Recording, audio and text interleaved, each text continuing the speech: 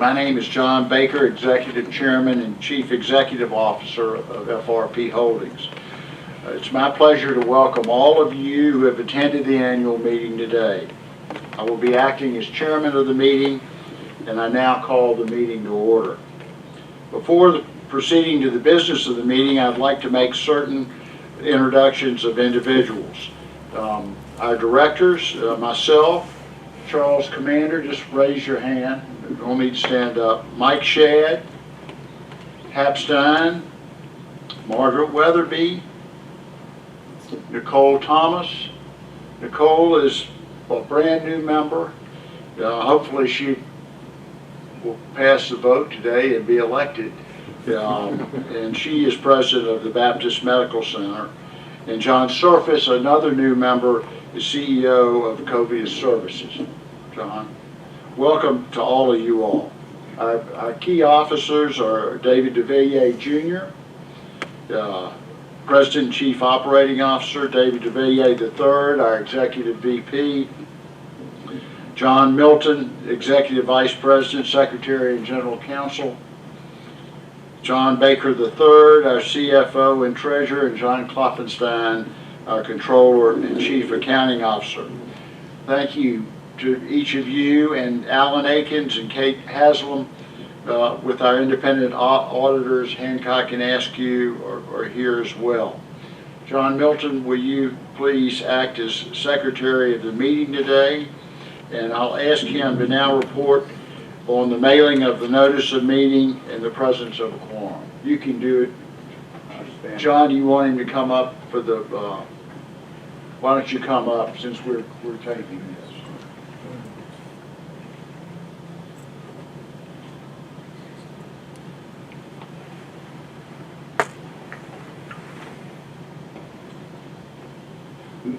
This meeting is held pursuant to a printed notice that was mailed on or about April 11, 2022 to each shareholder of record as of the record date, which was April 1, 2022. On April 7, 2022, the company filed a Form 8-K providing the rules of conduct for this meeting. A count of shares present immediately prior to the commencement of this meeting indicates that 8,330,175 shares of the company's common stock are present or represented by proxy. This is 88.32% of the outstanding shares of common stock outstanding on the record date. Thank you, John. I hereby declare a quorum to be present. Since the quorum is present, we will now proceed with the items of business. After the conclusion of the meeting, we will open up the floor for any questions. The first proposal is to elect 8 directors to serve until the next annual meeting of shareholders. The nominees to serve as directors are John D. Baker II, Charles E. Commander III, H.W. Shadd III, Martin E. Stein Jr., John S. Surface, Nicole B. Thomas, William H. Walton, and Margaret Weatherby. Mr. Chairman, I move that the entire slate of directors nominated be elected. I second. The second proposal is to ratify the Audit Committee's selection of Hancock, Askew & Co. LLP as the company's independent auditor for fiscal year 2022. Mr. Chairman, I move that the Audit Committee's selection of Hancock, Askew & Company LLP as the company's independent auditors for the fiscal year 2022 be ratified. I second Mr. Commander's motion. The third proposal is to hold an advisory vote on executive compensation. Under the Say on Pay legislation enacted by Congress, our proxy statement includes a separate non-binding resolution to approve executive compensation. The board believes our executive compensation program, as described in the proxy statement, directly links executive compensation to our performance and aligns the interests of our executive officers with those of our shareholders.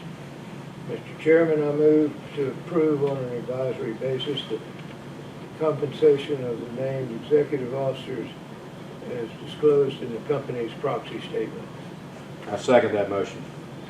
There being no further proposals to come before this meeting, let us proceed with the voting on these proposals. For those voting their shares in person, please mark and sign your ballots and deliver them to Mr. Milton. For your information, John Milton and I are the proxies named in the proxy card. In our capacity as proxies, we will cast our vote in accordance with the written instructions received from the respective shareholders. David DeVilliers, will you now present the President's report?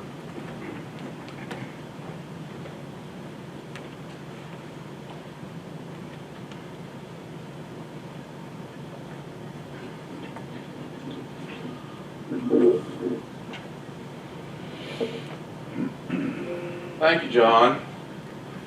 Well, after 2 years of holding virtual annual meetings, it's good to be back in front of real people. Welcome. So to get right into it, 2021 was a very good year for the company. Probably the most significant highlight during the year was the quick lease up and ultimately the stabilization, or a 90% occupancy threshold, reached by our second mixed-use development in Washington, D.C., Marin. The resulting consolidation of this asset into our financials permeated our income statement and balance sheet on many positive ways. Revenues, as you can see, are up 34%. And net income from continuing operations after tax was up a whopping 122% to $28 million. Earnings per share were $3 per share versus $1.32 the year previous. Net cash provided by operations are up 19.5%. And net operating income was up some 22.1%. We got over $20 million.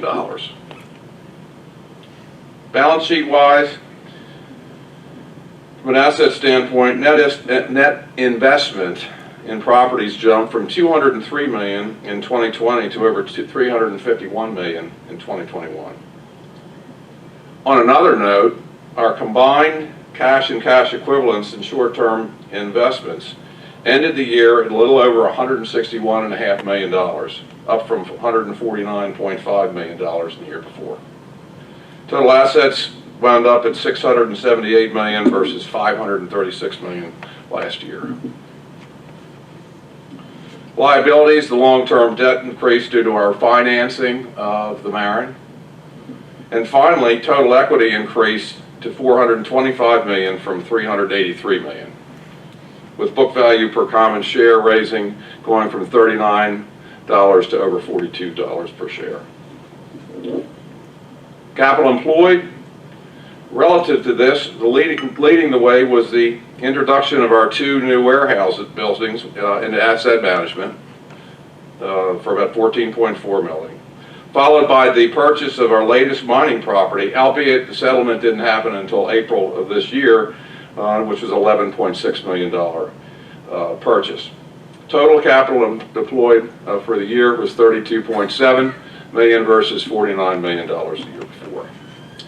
So, as you are aware, we operate out of 4 reporting business segments. Asset management represents the completed and placed in service in-house industrial and commercial properties. Stabilized joint ventures represents our joint ventures with third parties that have been completed and obtained a 90% occupancy for a period of 90 days. Our mining and royal properties represent the mining properties we own that we lease to third parties. And of course, development. This segment is the engine that fuels the growth of our company through different variations of land development and vertical construction activities. In 2021, the company experienced a great deal of growth in our industrial platform. We completed 2 warehouses that were placed in service. They were 145,000 feet. We began a build-to-suit warehouse for a tenant that will take the entire 101,750 square feet. We purchased 17 acres that will hold about 250,000 square feet. This is what was our beginnings to refill our land bank of industrial lots, because the Hollander build-to-suit is the last developable lot we had. And we began entitlements on the 55-acre tract that could hold 675,000 square feet that we purchased the end of last year. So these are the two buildings that were just placed in service. They're Class A.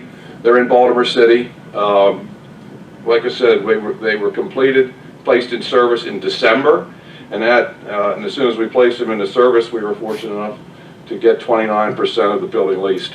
One of the buildings, actually all of them, the back building, which is that one, is now 100% leased. And then this one, about half of that building is leased with short-term tenants as of the end of the quarter. This is the picture of our build-to-suit. Obviously, you can see it's under development. I'm sure you all know this is I-95. It runs right along the way. This is again in Baltimore City. This is the last building lot at Hollander. The building is 100% leased, and the occupant will take occupancy around the fourth quarter of this year. So, as it relates to our in-house industrial, as of December of 2020, as you all know, we sold all of our warehouses in May of 2018. It was just about 4 million square feet. So we're back in the business again, as you can see. At the end of 2020, we had 268,000 square feet of warehouse in a Cranberry, which was a value add.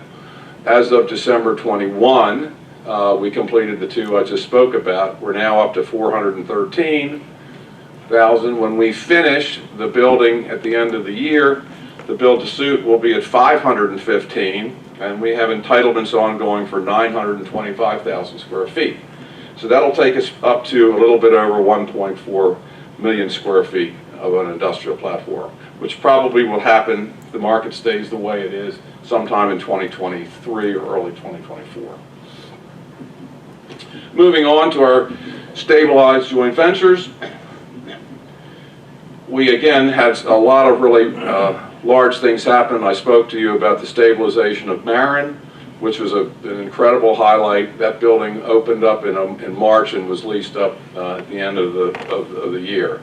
We put permanent financing on that facility this spring, along with Dock 79. Both of them had excellent interest rates. They're 3.03% interest rates, 12-year terms, no principal payments. The Dock and Marin, their average occupancies literally never got below 94% over the last, I think, 6 quarters. So we've now added, in 2021, we added 671 units to Dock and Marin and 91,661 square feet of retail. Those are now up and operating. The additional 687 comes from Bryant Street and Riverside. I'll show you those in a minute. So now we have a total of 1,256 operating units and 112,849 square feet of retail. In 2022, this year, we'll bring on another 571 units and another 15,785 square feet of retail. So at year's end, for somebody that really wasn't in the apartment business, at the end of 2022, we'll have a total of 1,827 apartments and 128,634 square feet up and operating. So this is the very first, the flagship. This is Dock 79. It's on the Anacostia River, 305 units. 14,600 square feet of first floor retail. We have 3 of the 4 tenants up and operating. We had one more tenant that was due to come in. We switched gears and went with another one, not because we wanted to, but they decided to go somewhere else. This project, as of the end of March, was 94% occupied. That's the Nationals baseball stadium behind you. The Marin, we've spoken about the Marin. That's the second one, 264 apartments, 7,000 square feet of retail. Retail is 100% occupied, and the building was 95% occupied at the end of the quarter. This is probably our largest single investment in a project. This is our Bryant Street project. It's 4 buildings totaling 487 units and 91,661 square feet of retail. Building 1, Building 2, Building 3, Building 4. Building 4 is an Alamo Draft House, which opened up in December. At year's end, over different months during this year, the buildings opened up for leasing. We had one building that opened up in April. The first one, the last one opened up in November. As of the end of the year, we were 50.9% occupied in the residential and 49% occupied in the retail. This Bryant Street is one of 2 or 3 phases. The yellow marks the phase 1 that you just saw. This is going to be phase 2. This will probably be phase 3. We are looking at we want to get phase 1 operating correctly, get it up and see how we do from a stabilization and an occupancy stand before we even start thinking about 2 or 3. This is our latest. This is called The Verge, or it's 1800 Half Street. 344 apartments and about 8,500 square feet of retail. This building sits right in front of Audi Park. As you can see, this green part here, where the soccer team sits right behind. This building will open up for lease in the 3rd quarter of this year. So this is kind of a snapshot of the DC, of the southern entrance to DC. This is the new Frederick Douglass Bridge, the Oval. This is Dock. This is Marin. This will be our future phases 3 and 4. This is Audi Field. This is the Verge that I just spoke about. This is Square 664, which we own and currently have leased to Vulcan Materials. So you can see we control a fairly interesting part of the southern entrance to the District of Columbia. We also have some projects in Greenville, South Carolina. These are joint venture arrangements we have with a group called Woodfield Development. This is called Riverside. It's 200 units. It opened in late August, and at year's end, it was 69.5% leased and 48% occupied, and now we're up to over 90% leased and 70-some% occupied. So this one has been flying off the shelf, which is a good problem to have. So, and another interesting thing, there were no discounts given in the lease-up of these units. Our second one, 408 Jackson. This is floor baseball field here, where the farm team for the Boston Red Sox plays, about 1.5 miles from the city of Greenville. 227 units and 4,500 square feet of retail. The city was kind enough to shut this road down, and this will be a walking promenade, so they won't allow the cars to go in front of that. And they did that for us, and we didn't have to pay for it. So that's kind of like South Carolina. We're thinking that that's probably a pretty good place to spend some time and invest some money. Another one of our joint ventures, this one is with a company called St. John's Properties. It was on property we owned before. These are single-story office buildings and first-floor retail, and phases 2 and 3 will come down there. We were fortunate enough to open these buildings up in January of 2019. December of 19, so we ran right into COVID. The buildings now offices are 61% leased. This whole building's leased, and a little one there, and 10% leased down here. Obviously, these 2 asset classes got the hell beat out of them in COVID. We like the area. The area is growing. What you don't see is a massive amount of construction, rooftops as it relates to single families, back off up in here. And this road here gets about 45,000 traffic points a day. So we think that we're going to be okay there. It's just a little bit slower. This is what it will look like when it's done. It's a total of 329,000 feet. This is your phase 1. phases 2 and 3 we'll go through here. This is our Hickory Creek joint venture. In our development, we created a strategy for our new members of the board. We've heavily involved in the land development activities and business for, I'm embarrassed to say, probably close to 40 years. We didn't want to take, and so actually this Hickory Creek, let me back up. I'll go back to Hickory Creek. This is an investment that we made in a Delaware statutory trust. It's a 1031 program. We invested about $6 million into this. It's a value-add purchase. It was purchased in 2019. They'll probably hold it for about 5 or 6 years. It was a value-add program, and the units have never gotten down below 94% occupied during the time we've had it. It's a great investment. We get coupons of about 5.75% interest on the money that we had invested, and then probably another couple of years they'll look to, to sell these, and we can't control when they sell it, but they do a lot of these things, and we think that it was a pretty good investment of some funds. Now, I'll go on to, in our development strategy with land development, we got into a situation where we understood land development. We thought that it was a good way to take wholesale land, entitle it, improve it, and sell it to third parties and to builders. We've had the knowledge, we have the wherewithal, and so we found a development manager that we've actually done business with for about 20 years. And the plan is we lend money to the development at an accrued interest rate of 10%. And if the IRR at the end of the day is greater than 20%, then they share in the profits. If it's not, they don't. This was the first one that we did. What we do is we entitle the property. We then buy the property entitled.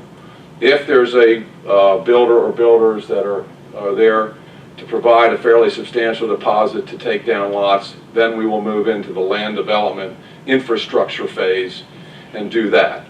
In this particular case, this is the first one. We actually finished the sale in June of 2021 and got all the remaining funds.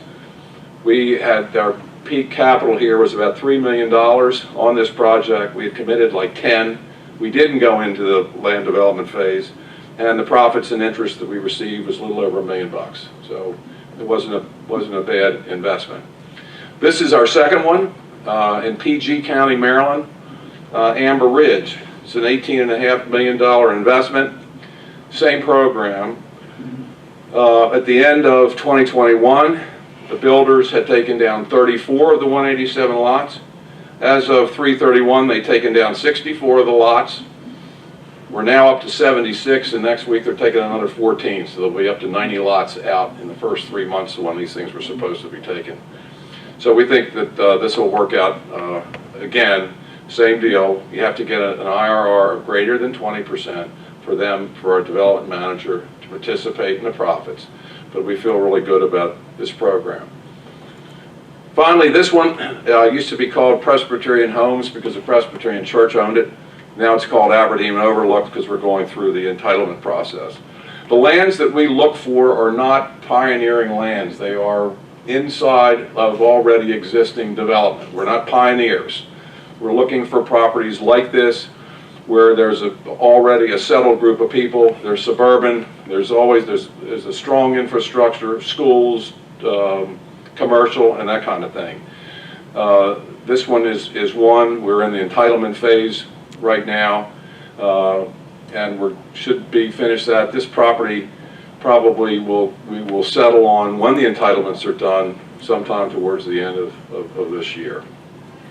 We got into this business, again, like I said, because of land development expertise, but we did not want to take our eye off the ball of our major business, which is industrial and commercial construction, but we can certainly oversee somebody else that does it for us.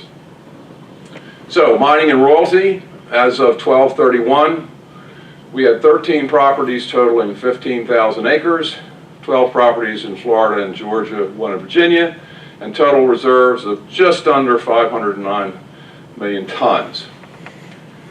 Revenue for the year was 9.46 million. Tonnage was a little over 15.5.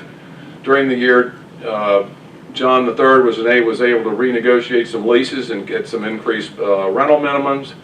And then, lo and behold, we purchased, where did we go?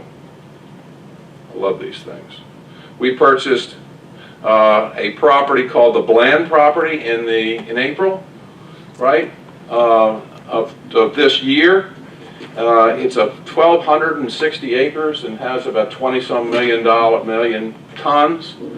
I'm looking for some affirmation. I think that's right. 22 million tons, and our tonnage last year, I think that's a mistake, it was about 8 million tons. Uh-oh. I missed that one. Apologies. Thank you. This also has a lease, a mining lease with Vulcan through, I believe, 2028 now, and has a couple of long-term extensions. So that was a great grab for this business segment. Future development, we have, as I said, the Chelsea property and Kraus for our industrial platform.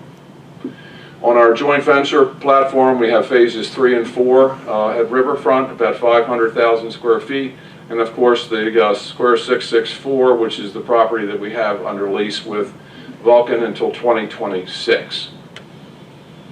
Windlass, we have another 230,000 feet to go. And then we have a Hampstead residential, which is 255 units that we're going through the entitlement phase and should hopefully get past the preliminary preliminary plan phase this fall. Will then give us some opportunities to try to figure out the right time for disposition. Mining segment has Second Life properties. We have Brooksville, which is a joint venture with Vulcan. It's about 4,300 acres. Fort Myers, which right now has 105 1-acre lots that are kind of platted for that property. And then, of course, Lake Louisa, which is a property that we purchased several years ago, of about 1,200 acres, and that's a to be determined. So there's a lot of things that we've done. There's a lot of things on our plate. Couple things real quick. Obviously, you all have heard of ESG, and this year we're getting ourselves into that. We've engaged a third-party advisor to work with our team to investigate and manage the process of developing a strategy. And that we expect to release that program probably sometime this summer. We will be, quote, graded or regraded in September, and we'll see how that goes. We've also got the financing of Riverside on our horizon because it's done so well. We're looking to try to get out of the construction loan and move into permanent financing. So at this point, I want to thank the directors and officers for their constant support and work ethic, and certainly our stockholders for your faith and support. I'd also be remiss if I didn't thank our best-in-class joint venture partners, MRP out of Washington, D.C., Woodfield Development that we're developing with in South Carolina, St. John's Properties in Baltimore County, for their efforts and friendship. And then finally, as everyone knows, in closing, no discussion today is complete without a nod to COVID. We've been very fortunate as a company, with both in health and business, throughout this global pandemic. FRP has been able to continue to grow and prosper despite the significant challenges we've all faced. We know we are not immune to the effects of this terrible global disease, but we're getting very close to normal at FRP, with our team back in the office and warm weather on the way. We remain at the ready to assist our tenants, navigate these ever-changing waters, and to continue to grow our portfolio. As a business and a collection of professionals, we stand atop a solid financial foundation that uniquely enables us to weather economic downturns, capitalize on opportunities, and also make hard decisions, sometimes not to. Thank you, and I'll now turn it back to John.